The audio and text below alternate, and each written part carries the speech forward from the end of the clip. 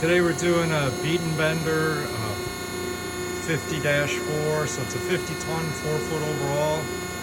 It's a late model machine. Do the walk around and we'll show the basic functions, how the back gauge system and ram position system works.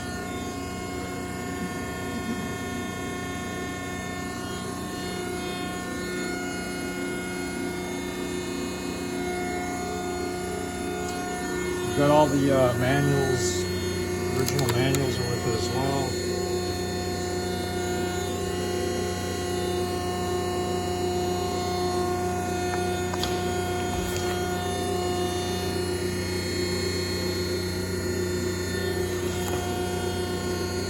There's a lower die holder and a small piece of tooling with 2 pieces of punch tooling that came in with it.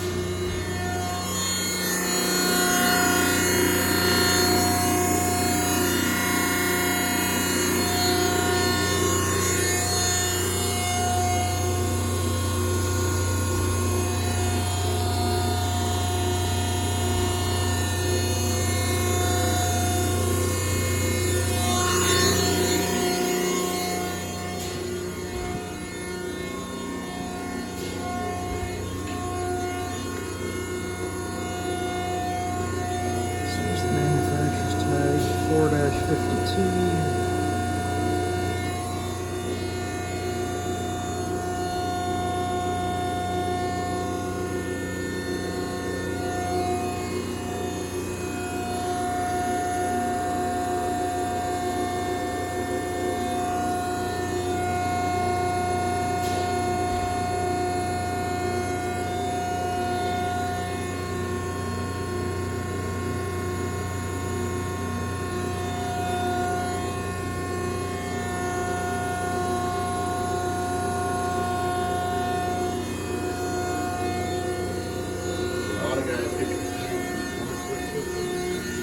Yeah, Ryan's going to explain this to you because we've run through a number of these. This is your bottom stop. That's where the ram's going to return. This one right here is your speed change. We're not going to be using that today because the way they've got it set up with this up limit, this is just your open height. We won't see the 2 speeds, so a lot of people don't even use it there. Tonnage controls up there, encoder, and this is your screw for your ram adjust there. So, like it says here, speed change, really not that important, but that's really where you want to be. And this is your micrometer adjustment, and you're really dialing it in to catch that. That's the bottom stop. That's kind of the key to it all right there. Top stop, yeah, you can set that up for efficiency. This is really the important adjustment you want to keep an eye on. That one is pretty much the key. Up timer. That's, I believe, a dwell setting right there before it returns back to the top of the stroke. Okay, let's run it through some basic functions. So you guys are going to be doing some basic bends. We can show you how to set that up. We've got 4 different move locations. You click on these and you can preset these to whatever you want. So you hit enter, it clears it out. You put in what you want. And that's basically your stroke. You're going 6.2 inches of stroke. Hit enter, hit start to go to that location. And your function lights are moving up, all right. Same with the back gauge. He's programming those different numbers, different... You don't want to be at 6, you can jog. I gotta do that. Oh, jog.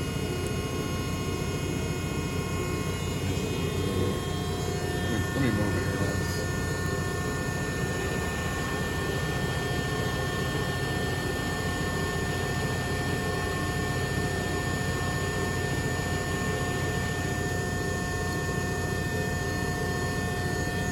Should be jog. There it goes. Jog forward. So you got something, you go to a position but you want to change it or adjust it a little bit, you can do that with the jog, is that what you're saying? Yeah, you can kind of hone it in because there isn't really a offset for it. Gotcha. So if you want to change that first position, enter, say you want to go to 3-inch. Enter, start, it'll take you there. Now that will be saved in that position that you've already put it in. So next time you go back to, say, job 1 or position 1, you're 3 inches. Inch metric. Is that pretty consistent? It's always coming in, it overshoots and then adjusts, but you're in within 1,000th is usually? Seems like it. Seems like we're pretty close on that. Oops, I just goofed up. Almost changes. Back to 6. Change 6. Enter, start.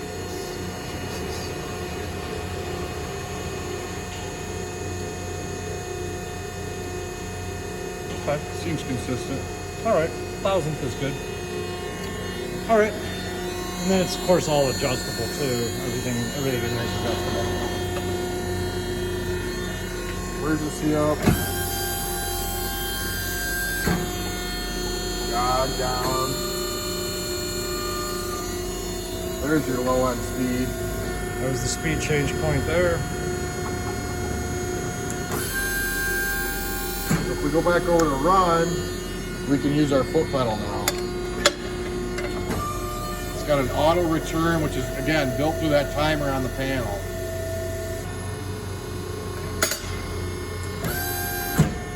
I touched off on that limit and it's telling it to stop. You went to where you had the top stop set. Okay. So in other words, it builds pressure and return based upon what you've got the pressure setting. Gotcha. So once it hit the pressure setting, if it hits the pressure setting before it sees that, then it should do the same sequence, but automatically return based upon the pressure sensor, not the limit switch. gotcha. So if you've got it out of adjustment, you pressurize to the pressure it's set at, that's gonna override your limit and it's gonna return. The limit's just a fail-safe, basically. Yeah, so it's almost like a safety feature in the sense that you're not gonna overload it. It's gonna say, all right, you've reached your program pressure. I don't care about your limit switch position. I'm going back.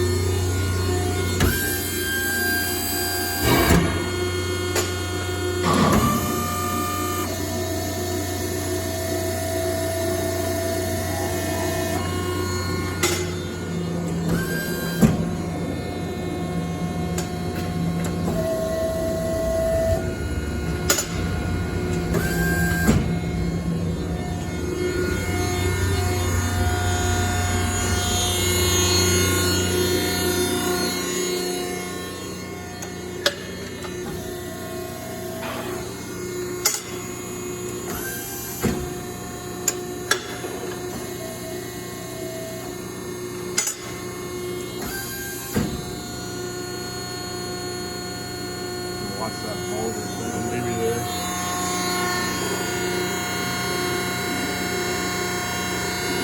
Yeah.